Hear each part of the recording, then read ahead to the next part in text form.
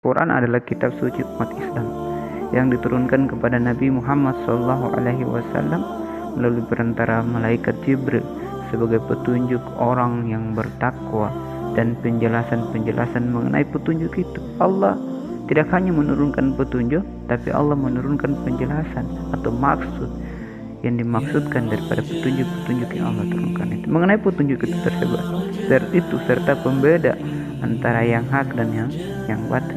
Nuzul Al-Quran adalah diturunkannya Al-Quran secara utuh dari Lauhul Mahfuz di langit ketujuh ke Baitul Izzah di langit dunia. Telah kita ketahui bahwa Al-Quran itu diturunkan di bulan ini, yaitu bulan Ramadan.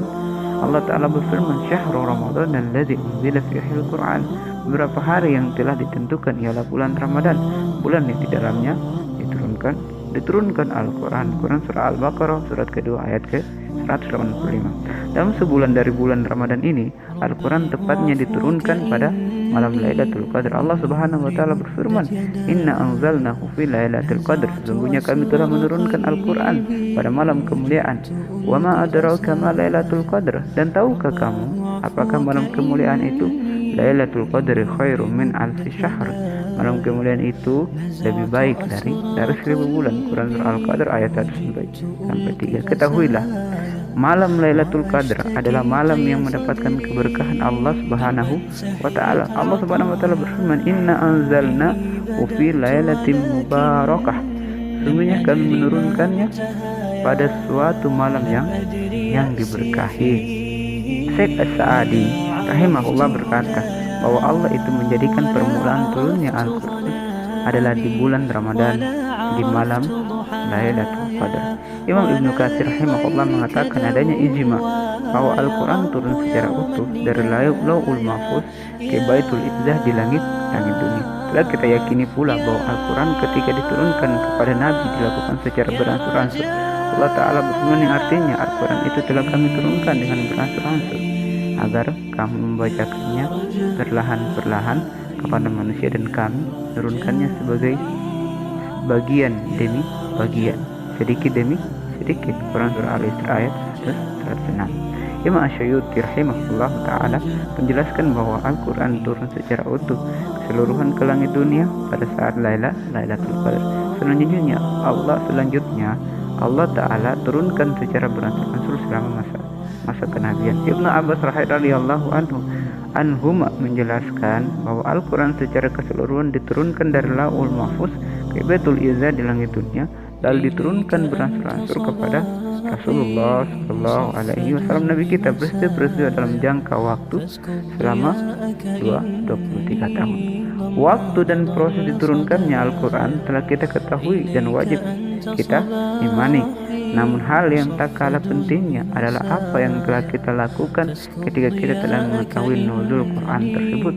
Cara memperingati turunnya Al-Quran tentu sebagaimana apa yang telah dicontohkan oleh para orang-orang saleh atau as-salafus saleh yang mereka mengikuti contoh daripada Rasulullah Shallallahu Alaihi Wasallam. Seorang ulama bernama Al-Aswad bin Yazid, seorang tabi'in senior pada masa itu, biasa menghatamkan Al-Quran dalam malam. Dan ketika tiba bulan Ramadan, khatam setiap dua malam sekali khatam. Bagaimana dengan kita hari ini yang bahagia dengan bulan Ramadan? Seorang ulama bernama Qatada Indakma, tabi'in, biasa menghatamkan Al-Quran dalam 7 hari. Dan ketika datang bulan Ramadan, khatam setiap 3 hari. Beliau menghatamkan Al-Quran 1 kali dalam 3 hari. Bagaimana dengan kita hari ini yang telah mengetahui nuzul Quran? Seorang ulama bernama Imam Asy-Syafi'i, dia menghatamkan Al-Quran 1 hari 2 kali, yaitu malamnya 1 kali hatam, siangnya 1 kali hatam. Kalkulasi menjadi 30 hari, berarti dia menghatamkan dalam 1 bulan menjadi 60 kali. Bagaimana dengan kita hari ini yang mengaku sebagai penganut mazhab Syafi'i, yang mayoritas Islam Indonesia mengaku sebagai mazhab Syafi'i? Bukankah orang yang muqallid, mengikuti sebuah mazhab atau mengikuti seorang ulama, harus mengikuti apa juga yang dilakukannya? Patutkah kita mencontoh? Apakah sama sekarang pengamalan Al-Quran kita di bulan Ramadan dengan pengamalan Imam Syafi'i pasti tidak sama, berarti patut dipertanyakan mazhabnya kita. Semoga Allah Ta'ala senantiasa memberikan kita petunjuk dan kekuatan untuk dapat berinteraksi dengan Al-Quran dengan semaksimal mungkin, serta kita memiliki program khusus dalam khatam Al-Quran di bulan Ramadan ini. Semoga bermanfaat. Akhirul kalam, alhamdulillahirabbil alamin. Wassalamualaikum warahmatullahi wabarakatuh.